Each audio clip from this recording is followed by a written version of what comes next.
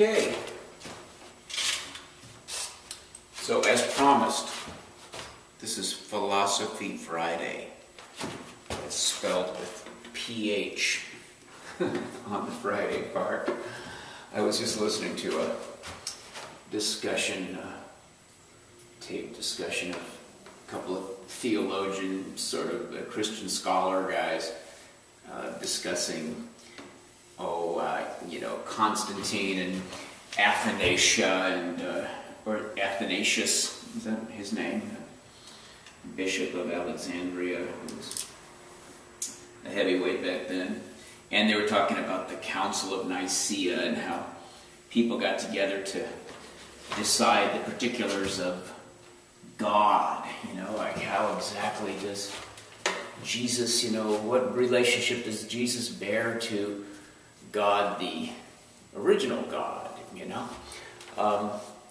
was he there, always there, and they come up with answers to these things, these councils of theologians, and then from then on, that's what everyone says. Okay, that's the doctrinal decision. And that's stuff, having grown up Catholic and gone to Catholic school for all my early years, I never could get that. I just never could get it. How, I never could really get the whole idea in the first place. I mean, as a little boy, of course, there's God, because you're used to the idea of there being a parental figure. So, the basic concept of God is pretty easy to grab hold of. It's just sort of like dad beyond dad. But when you start getting into the more teased out particulars of anything, and I find this to be true in any religion, it always strikes me a little bit as I may have gotten this from a Carl Sagan essay. I'm not sure, but it's a little bit of like having, telling somebody that there's an invisible dragon living in a cave outside of town, and then you gather a whole bunch of people together and talk about the particulars of the invisible dragon. You never see the invisible dragon. It's just, if you can convince people that it's there, even though there's no way to see it, because it's invisible and no one's ever had any contact with it that we know of, just the belief of it then requires humans to get more specific about that belief. Once you've adopted a theory and it becomes part of them, then they're going to want the particulars. And so you have to have certain people that will be willing to make those particulars happen. I'm going to set my little timer here so I don't run long. What does that do? Once you get me there. So I've always had a little trouble with the whole God thing. Ever since I was pretty young, I always thought, okay, well, how do we exactly know?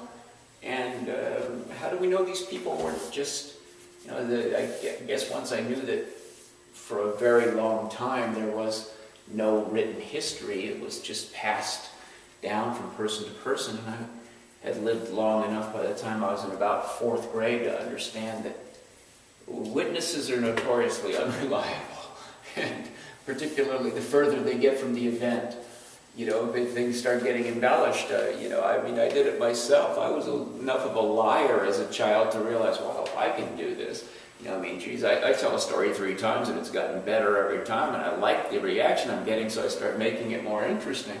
And I've always assumed that that's what really went on. I don't know if there was any guy named Jesus or not, and if there is, I don't have any sense that he was divine, and no one's ever going to convince me, most likely, that he is.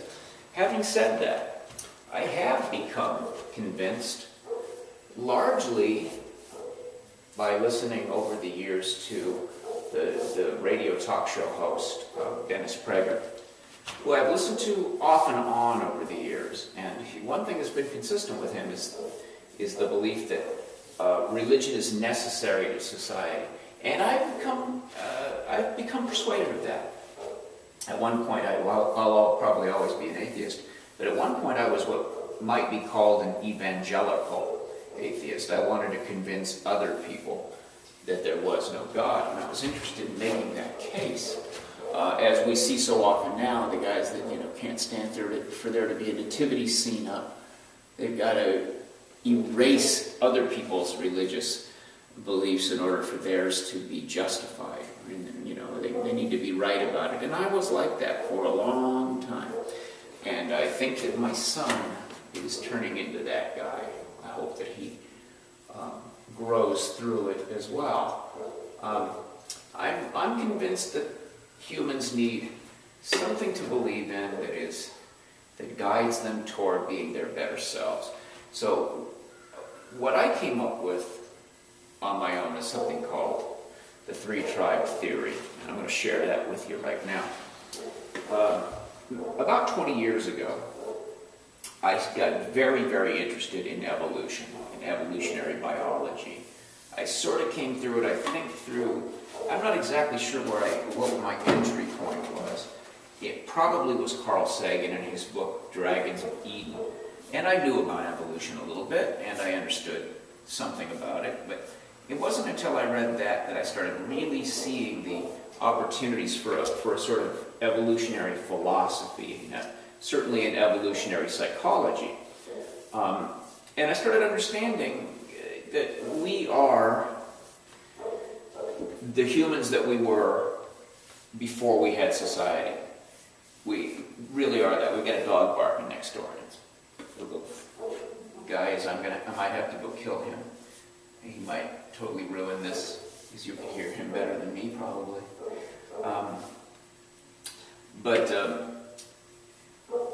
For roughly, 2 million years we've been, walking upright since the first proto-humans, the Lucy, the Australopithecus, and the all those different early proto-humans. And fully human probably for, at least 100,000 years. And with creative and imaginative minds for at least 40,000 years. If you look at the really sort of impressionistic cave art that you'll see in the south of France at Lascaux, those were humans. You can't look at those paintings and not see a whimsy and an adventurousness in the way they were rendering those drawings of animals. Those were fully developed human beings. And so I kept reading this stuff, and I got further and further into it, and was reading guys. I read all of the, Stephen Jay Gould's stuff, and really became very convinced of evolution itself. And then I got more off into reading books by Jared Diamond and people like that got pretty far into how humans live. I'm right now reading Jared Diamond's most recent book, although it seems to me he's going over stuff that he's covered before. I'm not getting sucked into it as much as I did with the third chimpanzee and guns, germs, and steel and collapse.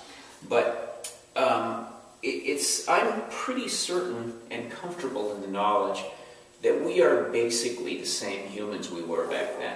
What's different is the amount of knowledge we have. But our impulses and our emotional selves are the same as always. And so, what do I do with the idea that I don't believe in God? But I do believe in that we are the people who have always needed God. I'm stuck with this notion that, or this realization that fewer and fewer people believe in God, yet we are the same people that needed that sort of dad beyond dad so much that they invented God, as a non-believer must believe, that they invented God and then kept him alive all of these years and basically built civilizations around their interpretations of what that God would want them to do. What do you do with that knowledge? How do you not think that you're going to have to really add? It's not enough to just say, oh, we'll just teach our kids morals. We won't need anything like that. And we'll just say, well, okay, no more God. We're just going to cancel that out. I think that that would be extreme naivete to believe that doesn't leave a hole in what it is in humans that makes them capable of moral societies. It's got to. So I just started tossing around ideas and thinking things through for a long, long time. Finally, I came up with this thing called the three-tribe theory.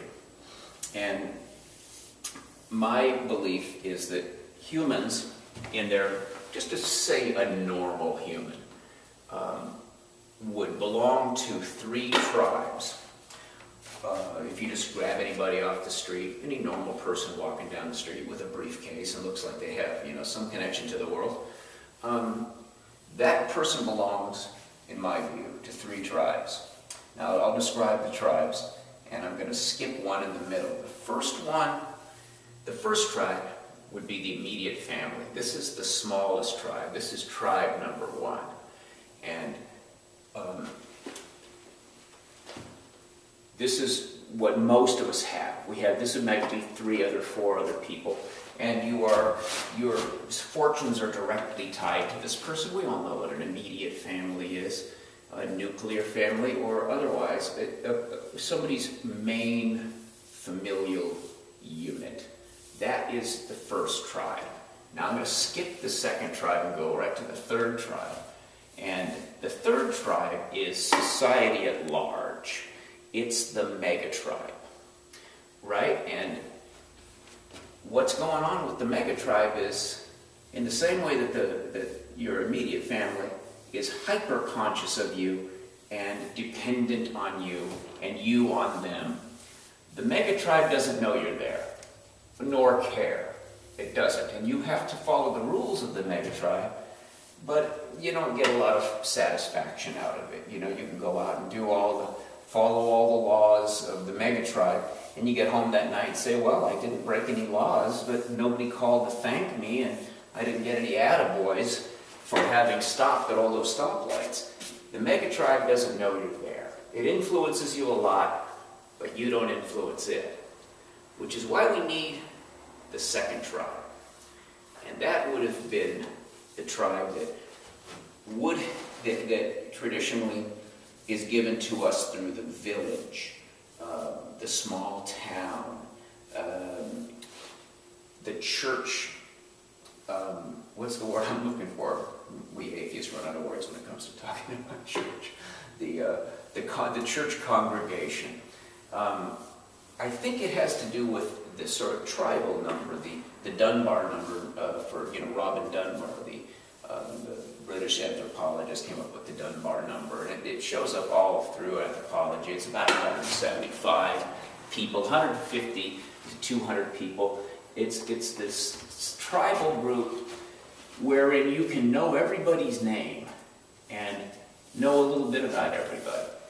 If it gets much bigger than 200, you start not knowing people, and it starts becoming a mega tribe. It starts becoming a bigger tribe, what Jared Diamond would call a chiefdom, as opposed to a tribe.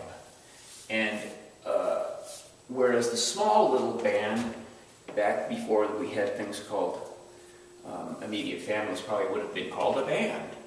But anyway, I have a band. It's strange that I actually belong to a band, who is, I guess, my band in some more ways than one. But the magic to me of the second tribe is that it is, the formula I came up with is this. Well, let me just say, it's the place where humans can learn character, and where character is naturally sort of enforced, and you are called to have good character sort of automatically. Now, the way that this all plays out for me in terms of a sort of an equation is that the second tribe is large enough that should you act a fool and decide not to participate or get thrown out or whatever, it goes on without you. It doesn't need you to exist. It's big enough that it's bigger than its need for you. But it's small enough that should you participate, it will give you constant feedback. If you're acting like an idiot, if you're being negative, it'll push back against you.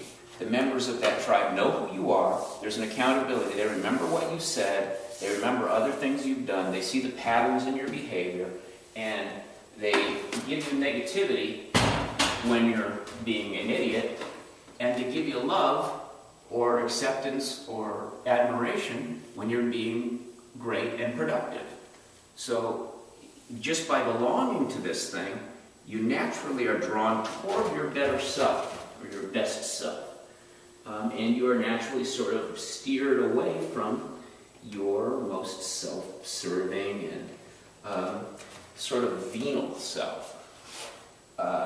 Whereas some people would say, well, it isn't that what the first tribe does, the immediate family? And I say, no, it's not. Because people are so dependent on you in the immediate family, and people are so bonded, and they share a house, and they share a car, and all these things, that people very often are afraid to give each other honest feedback. It's not rare at all to find couples wherein the parent, the father has been beating the children or sexually molesting the children for decades, and mother is afraid to speak up. Well, I'm sure it happens the other way around. So I don't really believe that the main character building structure of our society is the nuclear family. As important as I think that is, I think the main one is the second tribe. And the reason that I believe that we have a sort of a general societal malaise right now, with kids in the country on meth and everything, is that we don't have that anymore. We've designed it out. The market thinks it's easier for us. It's easier to sell us each a washing machine if we aren't living closely related. It's easier. Well, it's not easier. It's more productive for an industrialized society to have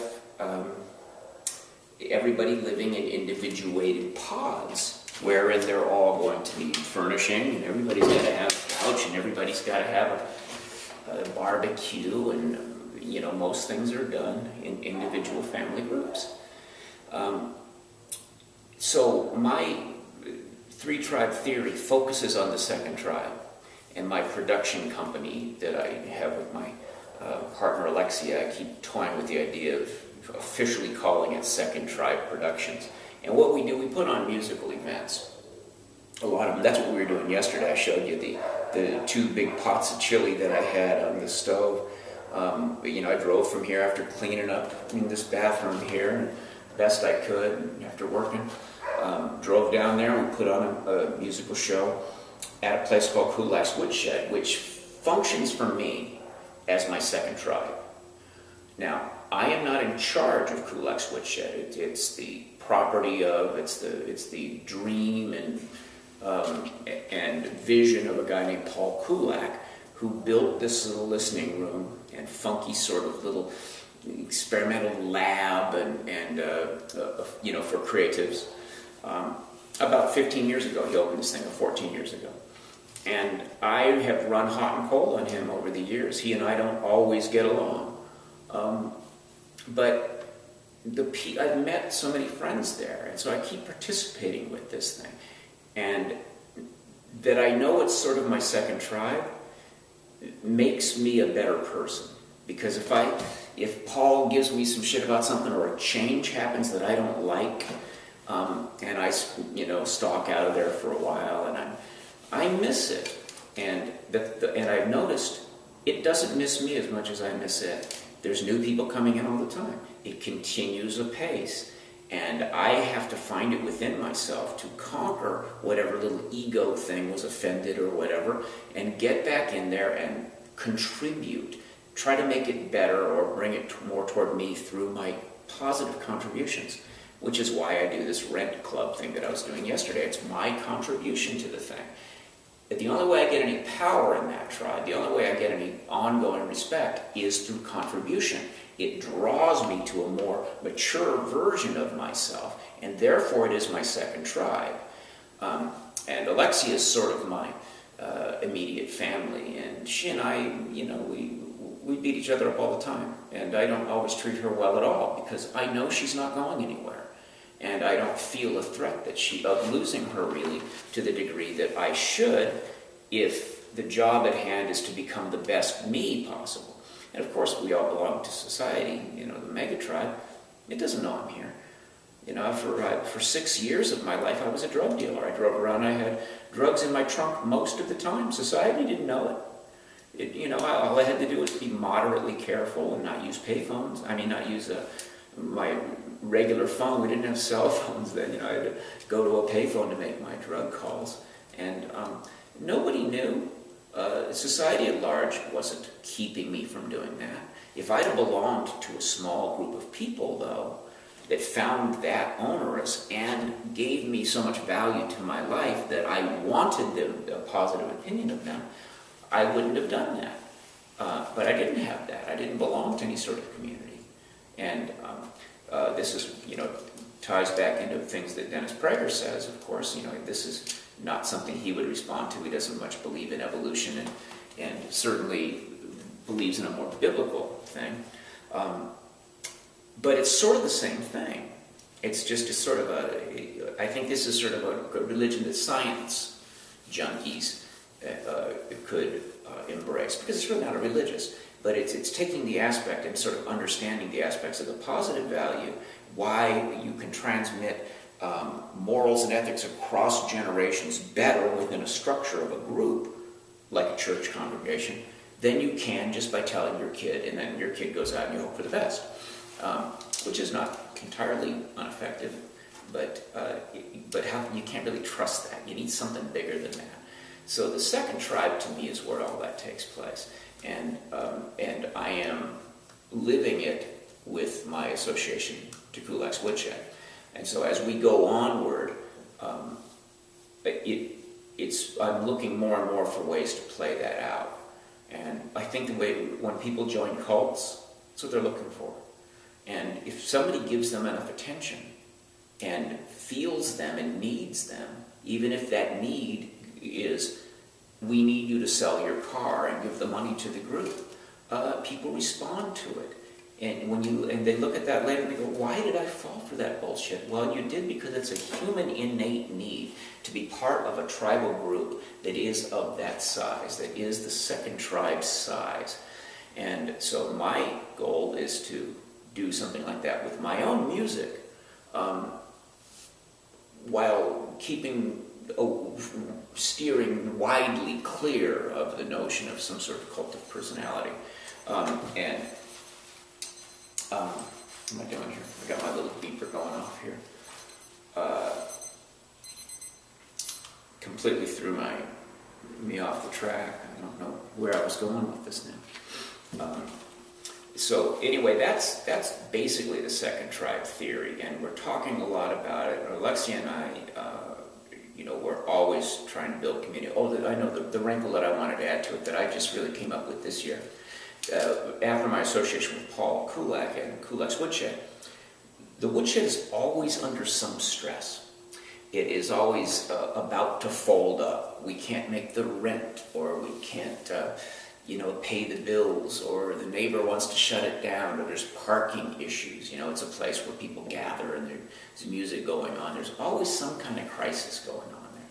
And most people leave because of those crises after they've been there for a while and are really sort of almost lieutenants to Paul's chief or captain.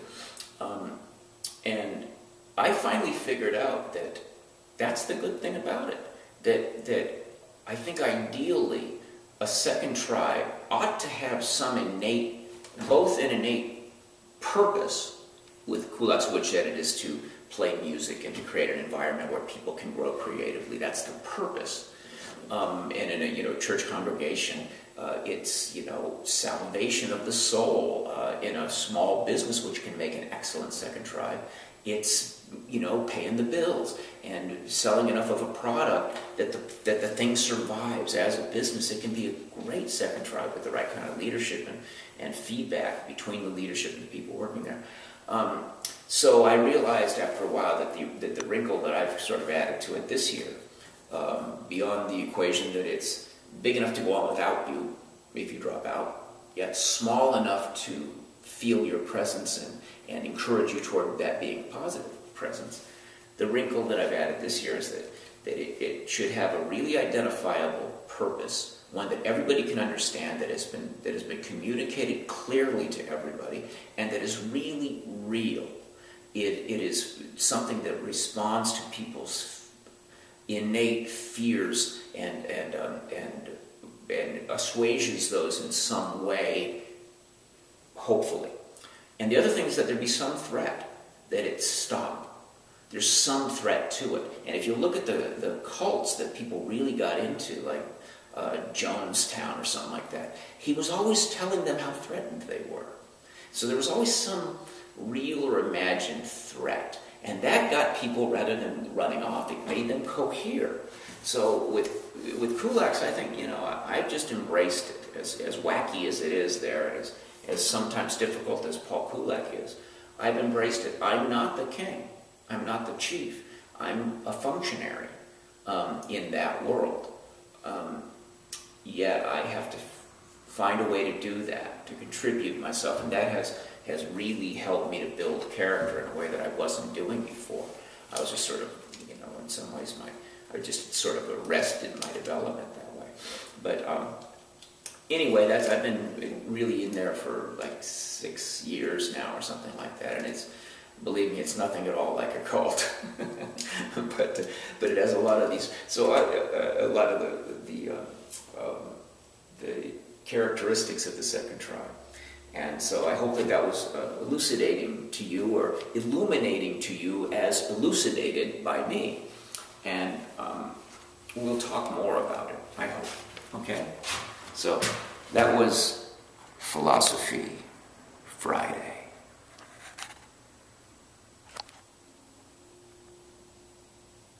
Is this thing turning off? I don't think it is.